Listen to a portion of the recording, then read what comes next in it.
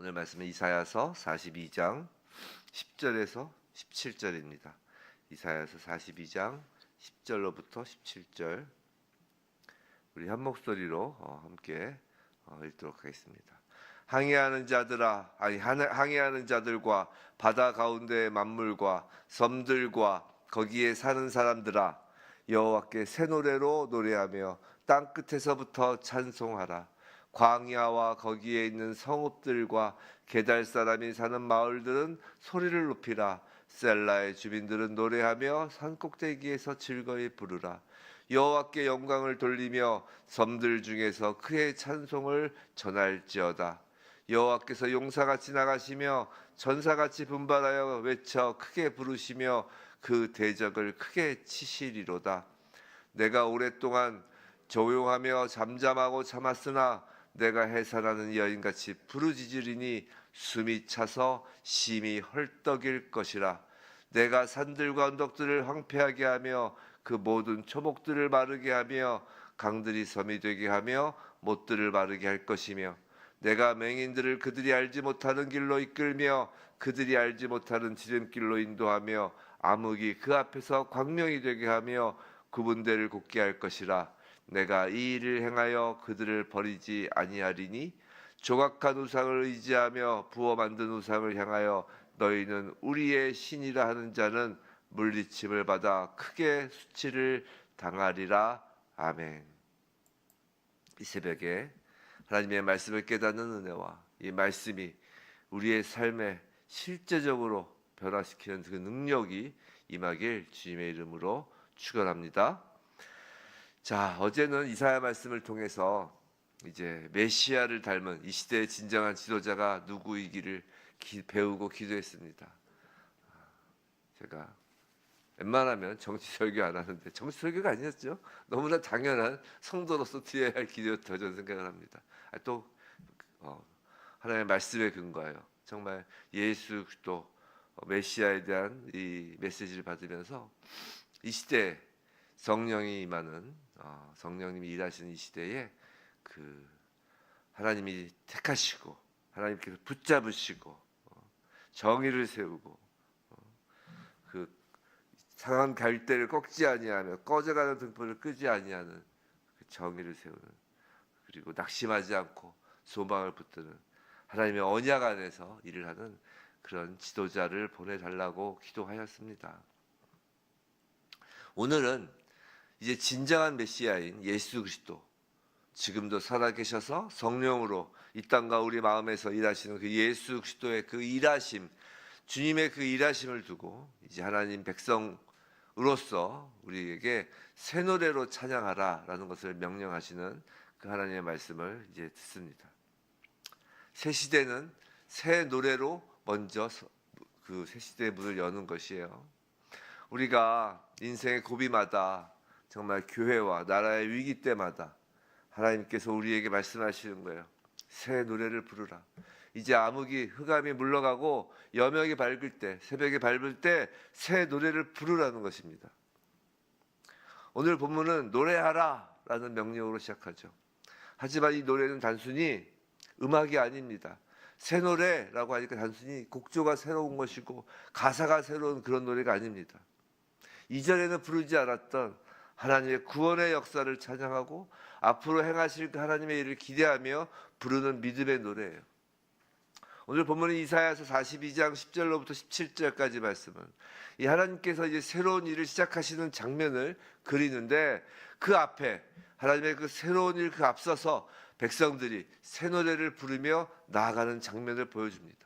그래서 백성들은 새 노래를 부르고 그 백성들의 새 노래 그 곡주에 맞춰서 하나님께서 새 일을 행하시는 그 하나님의 일하심과 백성들의 그 기도가 함께 이루어지는 이 땅에서의 새 역사를 보여주는 장면입니다.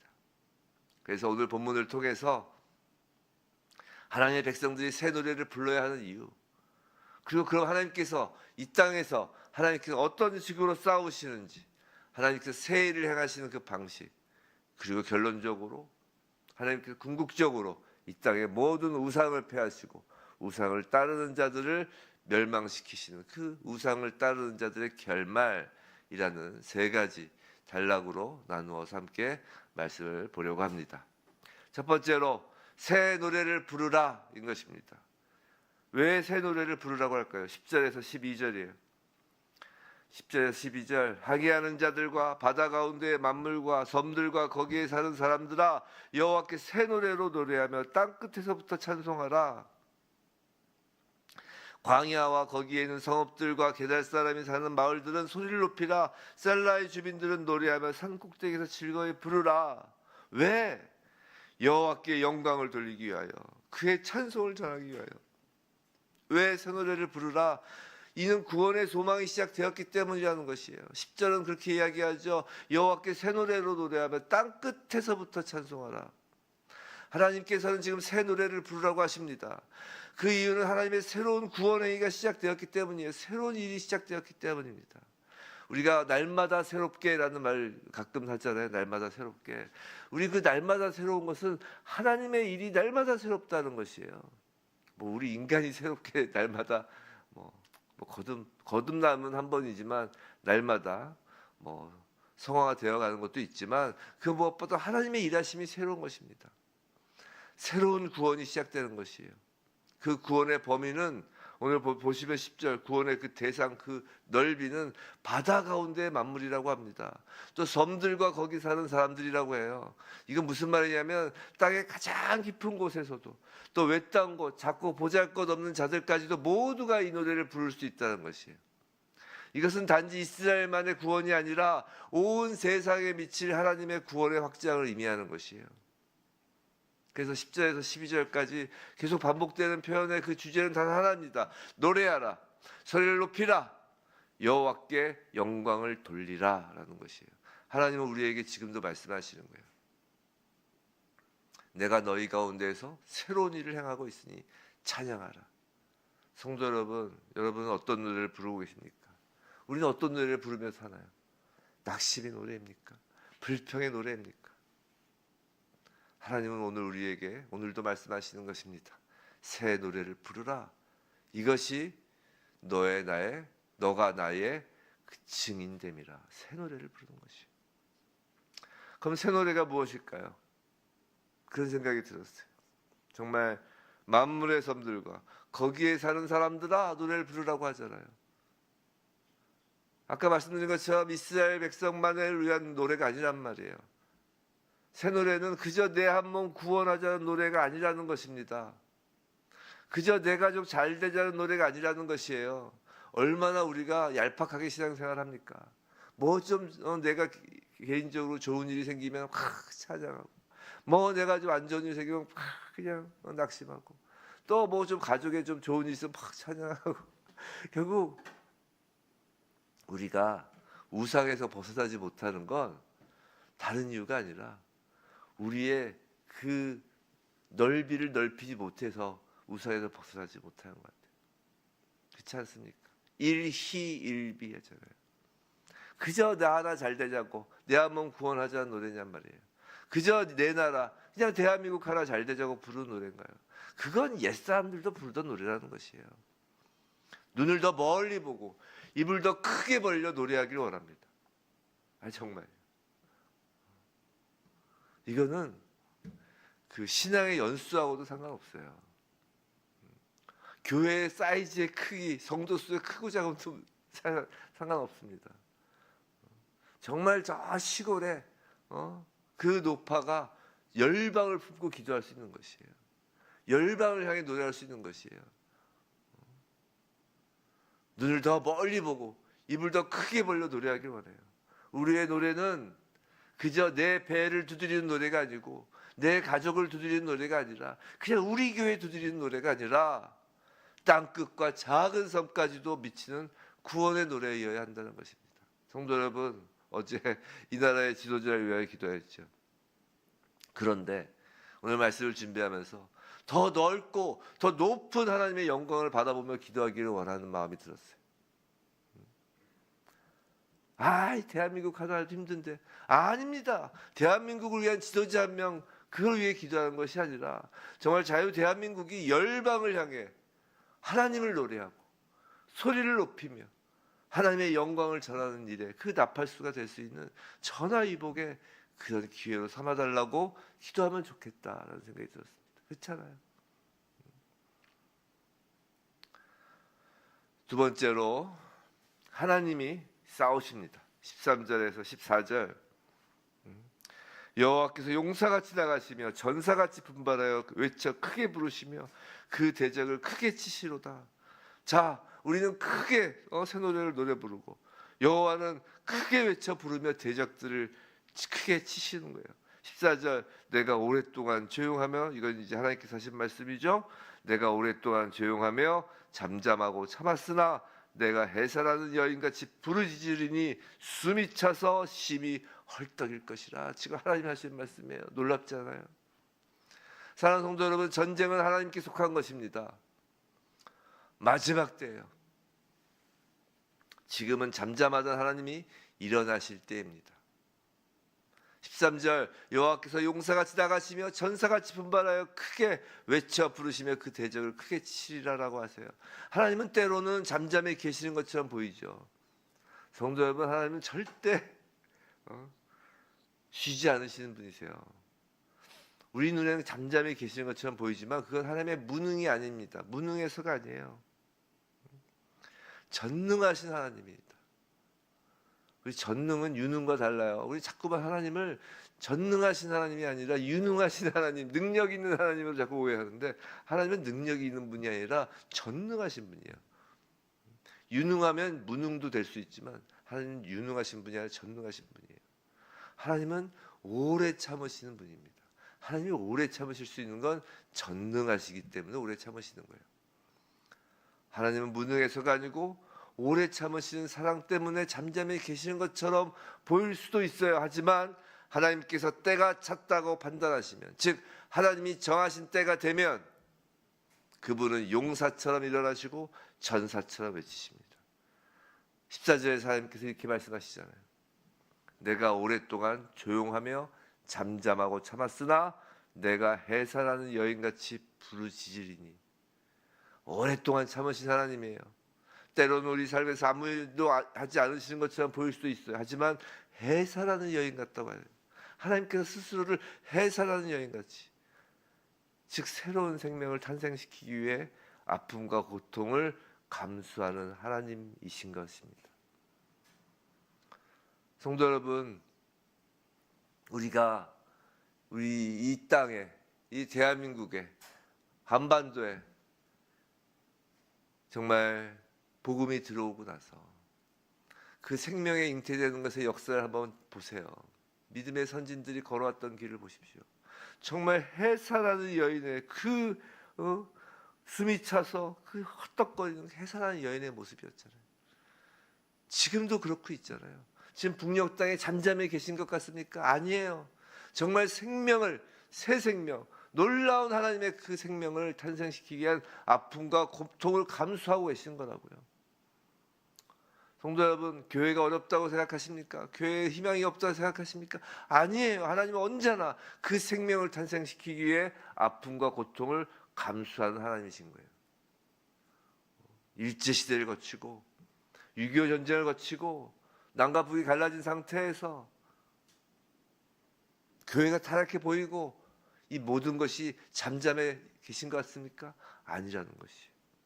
하나님의 정하신 때가 되면 하나님의 인내와 하나님의 돌파를 함께 경험하며 강력한 하나님의 일하심을 우린 볼 것입니다. 하나님은 당신의 백성을 위해 결코 잠잠히 계시기만 하신 분이 아니에요. 반드시 그 잠잠히는 우리 여인이 그 임신하였을 때 가만히 있는 것 같지만 아니잖아요. 그 안에 생명이 잉태되는 거잖아요. 그리고 그 마지막 그 해산에 울부짖음을 하며 정말 생명이 태어나는 것처럼 하나님의 그 돌파와 강력한 힘을 우리는 볼 것입니다. 하나님은 분명히 일어나시고 싸우십니다. 물론 그 전쟁은 하지만 세상의 방식처럼 죽이는 방식이 아니에요. 하나님의 일하시는 방식은, 그리고 하나님의 일하심의 목적은 언제나 생명을 살리는 것입니다. 우리 그걸 성도는 잊어버리면 안 돼요. 제발 세상의 방법처럼, 악의 방법처럼 죽이는 방법을 택하면 안 됩니다. 우리가 영적 분별을 가질 때 너무 어렵게 생각할 필요 없어요. 딱 봐서 이게 생명을 살리려는 일인가, 아니면 생명을 죽이려는 일인가. 어떤 말을 들었을 때 이 말이 과연 생명을 살리는 말인가, 사람을 죽이는 말인가, 그걸 보면 영적 분별이 되는 것이에요. 같은 말을 해도 그래서 부드럽게 이야기를 해야 되는 이유는, 상냥하게 이야기해야 되는 것은 그게 외식이 아니에요. 그게 그래야 살리기 때문이에요. 성도 여러분, 혹시 하나님이 침묵하신다고 느끼십니까? 절대 그렇지 않으십니다. 하나님은 침묵 속에서도 하나님 나라를 위한 계획을 준비하고 계시는 거예요. 때가 차면, 때가 되면 하나님은 전사처럼 일어나실 것입니다. 성도 여러분, 하나님의 자녀를 위하여 하나님은 일어나십니다. 교회를 위하여 일어나십니다. 하나님께서 사랑하신 이 나라 대한민국을 위해 일어나십니다. 우리의 생각, 우리의 짧은 머리로, 우리의 방식으로 생각하지 마시기 바랍니다. 하나님 지금도 일하고 계십니다. 세 번째로, 하나님의 우리가 새 노래를 부르고 하나님께서 일하시고 싸우시면, 세 번째, 우상은 부끄럽게 되는 것이 15절에서 17절입니다. 성도 여러분, 하나님 이외의 것들을 의지하는 자들의 결말이 바로 이것이에요. 내가 산들과, 15절에서 그렇죠, 내가 산들과 언덕들을 황폐하게 하며 그 모든 초목들을 마르게 하며 강들을 섬이 되게 하며 못들을 마르게 할 것이라고 해요. 하나님이 싸우실 때 이 말씀이 뭐예요? 이 말씀은 뭐냐면 세상의 질서와 환경이 뒤집힌다는 것이에요. 인간의 모든 상식과 예상은 빗나가게 된다는 것이에요. 뭐 당연하지, 이렇게 될 거야, 이게 아니라는 것입니다. 하나님이 일하실 때 산과 언덕이 무너지고 강이 마르며 하나님 외에 의지했던 모든 것들이 무력화된다는 것이에요. 하나님 외에 인간이 의지하던 모든 것은 그것이 바로 우상이기 때문입니다. 17절에서 조각한 우상을 의지하며 부어 만든 우상을 향하여 너희는 우리의 신이라는 자, 즉 우상을 섬기는 자들은 물리침을 받아 크게 수치를 당하리라. 자, 이 말씀은 우상 숭배의 무서운 결과를 보여주는 것이라고요. 우상은 우리가 잘 아는 바와 같이 단지 나무나 금속으로 만든 물건만이 아닙니다. 물론 나무나 금속으로 만든 물건이 그렇다고 해서 가볍다는 것이 아니에요. 제가 절대로 교회에서는, 절대 예수 믿는 가정에서는 나무나 금속으로 만든 그 우상과 같은 그 물건들을 두지 마십시오. 이게 부지불식, 우리는 다 우리가 겉으로 드러나는 감각만 있는 것이 아니라 무의식이라는 세계도 있거든요. 우리가 의식하든 의식하지 않든 그런 이상한 동상 같은 거 만들면 안 돼요. 집에다 두면 안 됩니다.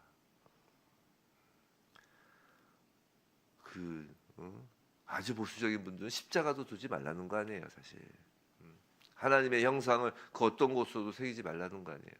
그래서 십자가는 하나님께서 허락하신 그 예수 그리스도의 십자가, 그 교회의 상징이기 때문에 두는 거지만 나무나 금속으로 만든 물건을 두면 안 된다는 것이에요.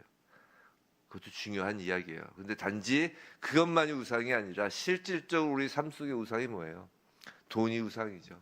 성공이 우상이죠. 명예와 사람의 인정이 우상입니다. 이번 주일 설교에서 그 사람의 인정이 그것이 거짓이라고 했잖아요. 거짓의 원천이 된다고 했잖아요. 자기의와 자아중심의 신념이 바로 우상이고 거짓입니다. 그래서 에베소서 4장 25절 말씀, 거짓을 버리라, 참된 말을 하라. 그 거짓을 버리라 할 때 그 거짓의 원천이 바로 자기중심, 자기존중, 자기의, 자기중심이라고 했잖아요. 우상의 끝판왕은 결국 자기라고 하죠. 하나님은 이러한 모든 우상 앞에서 하나님의 참된 구원의 능력을 드러내십니다. 결국 우상을 따르던 자들은 부끄러움을 당하고 참된 하나님을 찾지 못하게 되는 것이죠. 사랑하는 성도 여러분, 혹시 여전히 하나님보다 더 의지하는 우상이 있지는 않습니까? 솔직히 하나님은 우리에게 지금 경고하시는 거예요. 지금 교회를 향하여 경고하시는 것입니다. 대한민국을 향하여 경고하시는 것이에요. 이제는 나를 바라보라. 나 외에는 구원자가 없다라고 말씀하시는 것입니다. 성도 여러분, 솔직하게 우리 자신을 한번 돌이켜 보시기 바랍니다. 여러분께서 이것 아니면 죽을 것 같은 것이 있으면 그게 우상이에요. 그래서 자녀도 우상이 될 수 있는 거예요. 이거 아니면 정말 교회가 안 될 것 같은 거 있습니까? 그게 우상인 거예요. 이거 아니면 뭐가 안 될 것 같은 거 있습니까? 그게 우상인 거예요. 오직 예수 그리스도, 오직 주님만이 우리의 주인 되십니다. 사랑하는 성도 여러분, 이제는 새 노래를 부를 때입니다. 하나님은 오늘 우리에게 말씀을 주셨어요. 말씀을 주셨다는 건 말씀을 맡기셨다는 것이에요. 이 말씀을 맡은 우리는 하나님의 명령을 듣고 순종해야 하는 것이에요. 말씀을 맡은 것은 엄청난 특권입니다. 엄청난 특권이에요. 어저께 저희 자녀하고 이렇게 얘기하면서 하나님의 그 진노하심, 하나님의 무서움이 가장 무서운 게 뭔가 이렇게 이야기를 하는데 제가 그 생각이 딱 들더라고요. 하나님께서 그 유대인들의 눈을 막고 귀를 막게 하신다고 했잖아요. 야, 이것만큼 무서운 게 뭐가 있을까? 예수를 모르고 복음을 모르고 들어도 들리지 않고 알지도 못하는 자들, 이미 하나님의 심판을 받고 있는 자들이라는 거예요. 세상은. 근데 말씀을 맡았다는 건 이제 보이게 하고 들리게 했다는 거 아닙니까? 그건 책임이 있다는 것이에요. 무슨 책임이요? 새 노래를 부르라고 말씀하십니다.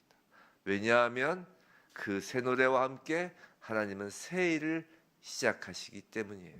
그것을 하나님께서 기뻐하시기 때문입니다. 말씀하십니다. 하나님께서 내가 잠잠하였지만 이제는 싸울 것이다 라고 말씀하신다고요. 하나님이 새 노래를 부르는 성도의 삶에 개입하시기 시작하십니다. 성도 여러분, 지금까지 흑암 가운데 앉아 계신 것 같습니까? 아닙니다. 새 노래를 부르십시오. 그랬을 때 하나님께서 일하십니다. 구원의 노래를 부르십시오. 그저 내배를 드리는 노래가 아니라 정말 여러분의 기도를, 그 기도의 눈과 그 기도의 그 귀를 넓게 열어서 정말 상상할 수 없는, 우리의 상상을 뛰어넘는 하나님의 세계에 들어가서 기도하시기 바랍니다. 그때 하나님께서 여러분의 삶에 개입하시는 거예요. 새 노래를 부르는 교회와 새 노래를 부르는 나라의 역사에 개입하시는 것입니다. 그리고 마지막으로 경고하시는 거예요. 너희는 우상을 따르지 마라. 너희의 주인은 나다 라고 말이죠. 오직 주님만이 구원이시며 주님만이 생명이시며 참된 길이십니다. 그러므로 우리가 해야 할 일은 단 하나, 구원의 주님을 찬양하며 그분을 따르며 그분을 신뢰하며 그분을 전하는 것입니다. 어디까지요? 땅끝까지. 부디 구원의 하나님을 땅끝까지 들리도록, 구원의 하나님의 그 영광을 땅끝까지 그 소식이 들리도록 새 노래를 부르며 하나님의 일하심에 우리의 모든 삶이 놓이고 그 하나님의 전적 선하심과 통치하심만을 의지하며 모든 우상이 우리 안에서 파쇄되기를, 대한민국과 교회에서 모든 우상이 파쇄되고 제거되기를 주님의 이름으로 축원합니다.